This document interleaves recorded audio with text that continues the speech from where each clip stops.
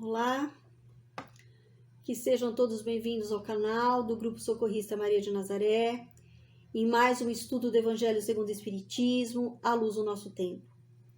Hoje falaremos do capítulo 14, com o título Honrai Pai e Mãe. E discorreremos sobre os itens de 1 a 4 com o subtítulo Piedade Filial. Mas antes eu convido a todos que nos liguemos a Jesus, sentindo sua presença amiga, seu amparo, seu acolhimento, e pedindo ao Mestre que nos auxilie a cada vez mais compreendermos os seus ensinamentos. Que assim seja. Este capítulo começa com uma fala: sabeis os mandamentos. Não cometereis adultério, não matareis, não roubareis, não prestareis falso testemunho, não fareis agravo a ninguém. Honrai vosso pai e vossa mãe. Isso consta dos evangelhos de Marcos, Lucas e Mateus.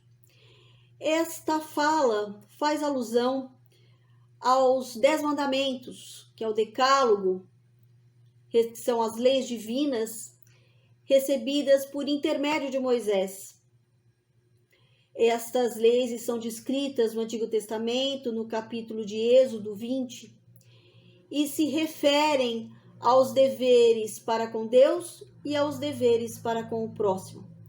Sendo que neste grupo, o primeiro dos deveres para com o próximo é exatamente honrar a pai e mãe. Este capítulo tem uma particularidade. Ele está como que abraçado por 2 capítulos. O que o antecede e o que o sucede. O que o antecede, que não saiba a vossa mão esquerda o que dá a vossa mão direita. O que o sucede, capítulo 15, fora da caridade não há salvação. Ambos os capítulos enfatizam a questão da caridade. E esta sequência, este abraçamento não é casual, porque a primeira das caridades se faz exatamente com pai e mãe. Este mandamento, ele é a consequência da lei de caridade e amor. Entendendo inicialmente que pai e mãe não é necessariamente o pai e a mãe sanguíneo, mas todo aquele que está na função de pai e mãe. E nos diz o Evangelho que estes são mais meritórios ainda, porque ocupam essas funções não em decorrência da obrigação da sanguinidade, mas por escolha e por amor. Mas este mandamento, ele nos pede que honremos pai e mãe. O que é este honrar? Nos diz o Evangelho que é um dever a mais, que é mais do que o amor, que é associar ao amor o respeito, a atenção, a submissão, a condescendência. É assistir na necessidade, prover o repouso na velhice e prover os devidos cuidados. Isso se aplica aos pais, todos os princípios da caridade, e aos pais estes princípios são aplicados com maior rigor ainda. É uma preparação do amor. Nos diz Lucas que quem é fiel no pouco é fiel no muito. E João também pontua que quem não ama seu irmão que vê, não pode amar a Deus que não vê. Portanto, a honra a pais e mães é uma preparação para que possamos aprender a honrar o Pai maior, que é Deus. Vale, para que nós possamos entender melhor este texto, falarmos alguma coisa com relação à família. A família é a reunião de espíritos que se faz por afinidade ou por necessidade. Estas reuniões não são casuais, não são aleatórias. Elas são já estabelecidas na espiritualidade para que essas reuniões aqui na carne se façam com um propósito, com um objetivo determinado. O Emmanuel nos diz que o lar é o mundo essencial onde se deve atender os desígnios divinos. Nos diz ainda que é o templo de corações em que as leis de Deus situam transitoriamente o espírito a fim de aprenderem as ciências da alma no internato doméstico. Emmanuel nos diz que é a melhor das escolas, porque é onde nós aprendemos os princípios do sentimento e do caráter. E os pais? Os pais têm uma missão? Sim, têm uma missão, e uma missão muito importante. O espírito dos pais tem como missão desenvolver os espíritos dos filhos através da educação, conduzindo-os na senda do bem. Isso está descrito na questão 572 do Livro dos Espíritos. Pontua-nos André Luiz que nós, como filhos, temos com relação aos nossos pais uma dívida insolvável, ou seja, uma dívida impagável, mediante tudo aquilo que recebemos de nossos pais. E como as coisas acontecem nos dias de hoje? Hoje, cada vez mais, nós estamos presenciando pais idosos necessitados de carinho, de atenção, de assistência. E a vida moderna cada vez cobrando mais. Muitas vezes um trabalho exaustivo para que possamos ter recursos para a manutenção das nossas famílias, não nos dando a oportunidade, a melhor oportunidade de cuidarmos de forma mais adequada de nossos pais idosos que precisam deste carinho e dessa atenção. Mas nós temos a responsabilidade de assisti-los, assim como fomos assistidos por nossos pais ao longo de toda a nossa vida. Será que a gente conseguiria contabilizar todas as noites de sono perdidas dos nossos pais sentados à beira de nossas camas, nos dando cuidado e assistência? E as noites não dormidas em preocupação, muitas vezes nos esperando retornar ao lar, né? Para que se veja que chegamos sãos e salvos. Os sacrifícios pessoais, retirando tudo de si mesmo para dar ao filho, para que pudéssemos ter o melhor. Os sacrifícios, o esquecimento de si mesmo em prol do filho. Todo o processo de renúncia. Muitas vezes tirando o alimento da própria boca para que o filho não fique sem este alimento. É realmente uma dívida impagável. É sermos gratos por tudo o que recebemos. Esta é a grande palavra, a gratidão. Sabermos retribuir com gratidão tudo o que tenhamos recebido. Dar em amor, em conforto, em assistência e atenção, tudo o que nossos pais nos retribuíram, nos deram durante toda uma vida. O Evangelho nos diz que Deus pune com rigor toda a violação deste mandamento, entendendo que essa punição não é um castigo, não é um castigar, porque Deus não nos pune, não nos castiga, Deus nos educa. Mas é uma consequência natural do descumprimento das leis divinas. Nós somos responsáveis por todas as nossas escolhas e nós faceamos, sim, as consequências das nossas escolhas nesta vida ou em outras.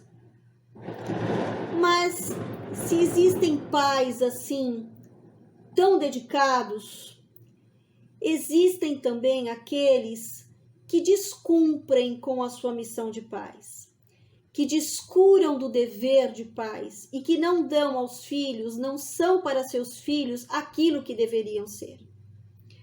Pais perdidos nos vícios, negligentes, ausentes, violentos, muitas vezes cruéis de muitas formas. Mas se honrar pai e mãe é a consequência da lei de caridade, esta lei nos manda que paguemos o mal com o bem, que sejamos indulgentes para as imperfeições do outrem, que não se diga mal do próximo, que lhes esqueçamos e perdoemos as ofensas, que amemos os inimigos. Quão maiores não são ainda as obrigações desta lei de caridade quando falamos das relações entre pais e filhos. Os filhos devem ter, sim, como regra de conduta para com seus pais todos os preceitos de Jesus concernentes ao próximo. Aí está a piedade, a filha legítima do amor. Nos diz Jesus que se somente amássemos a quem nos ama, que mérito nós teríamos? As pessoas de má vida também amam aqueles que os amam. A superação está em sabermos amar a todos de forma incondicional. Jesus pede para que possamos entender os outros sem pedir o entendimento e que possamos amparar sem reclamar colaboração. Não termos ódio ou desejo de vingança. É o exercício do perdão. É a piedade. Emmanuel nos diz que se a vida nos entregou pais difíceis, que não deixemos de amá-los e respeitá-los mesmo assim. Mesmo porque o maior dos remorsos é o de não fazermos todo o bem possível. Que façamos sempre o melhor. Não nos cabe julgar ou punir os que descumprem o seu papel como pais. Isto cabe a Deus, que através de suas leis conduz este processo. E nos lembrarmos que cada qual oferta daquilo que tem. Muitos pais apenas reproduzem aquilo que receberam de seus próprios pais. É tudo que sabem, é tudo que conhecem, é tudo o que podem ofertar. A doutrina nos esclarece que no núcleo familiar podemos ter a reunião de espíritos contrários, com grandes débitos do passado, reunidos exatamente para a reconstrução desses laços, para que se faça a reconstrução de um perdão. Daí nós enfrentamos muitas vezes aqueles processos de rejeição, onde pais e mães têm um sentimento de rejeição aos filhos, ou vice-versa, de filhos com relação aos seus pais. São espíritos contrários, reunidos exatamente com o objetivo de reparação. E não nos esquecemos de que muitas vezes somos nós, os filhos, os grandes devedores. E que nós pedimos já na espiritualidade para nos reunirmos a esses espíritos de nossos pais, exatamente para um processo de corrigenda.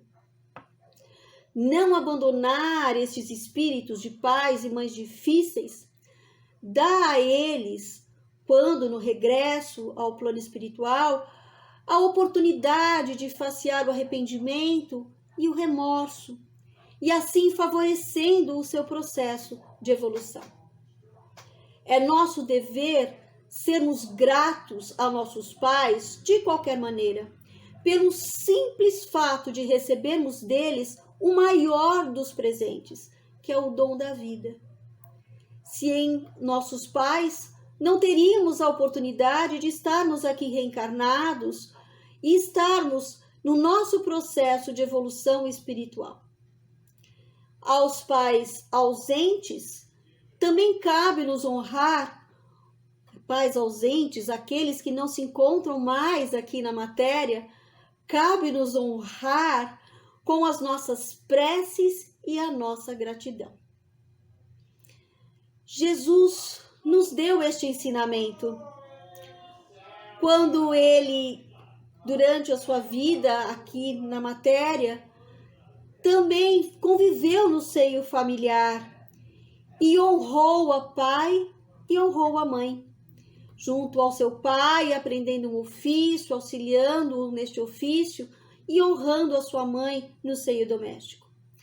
E no momento derradeiro, na crucificação, quando sabia que já se ausentaria aqui da matéria, ele não deixa de pensar em sua mãe, em Maria. Emmanuel, no livro Família, no capítulo 23, com o título Honrai Pai e Mãe, ele traz uma mensagem que elucida esse ensinamento de Jesus. Ele nos diz: lembra-te ainda do Mestre incomparável, confiando a divina guardiã de seus dias, Maria, ao apóstolo fiel, que foi João, diante da cruz. E não te creias em nome do Evangelho, exonerado da obrigação de honrar teus pais humanos em todos os passos e caminhos do mundo. Porque no devotamento incansável dos corações que nos abrem na terra as portas da vida, palpita, na verdade, o amor inconcebível do próprio Deus. Que façamos a nossa parte, honrando nossos pais e nossas mães, para que a nosso turno também possamos ser honrados. Quem semeia o amor, com certeza, também colherá o amor. Que Jesus os abençoe a todos. Muito obrigada e até um próximo encontro.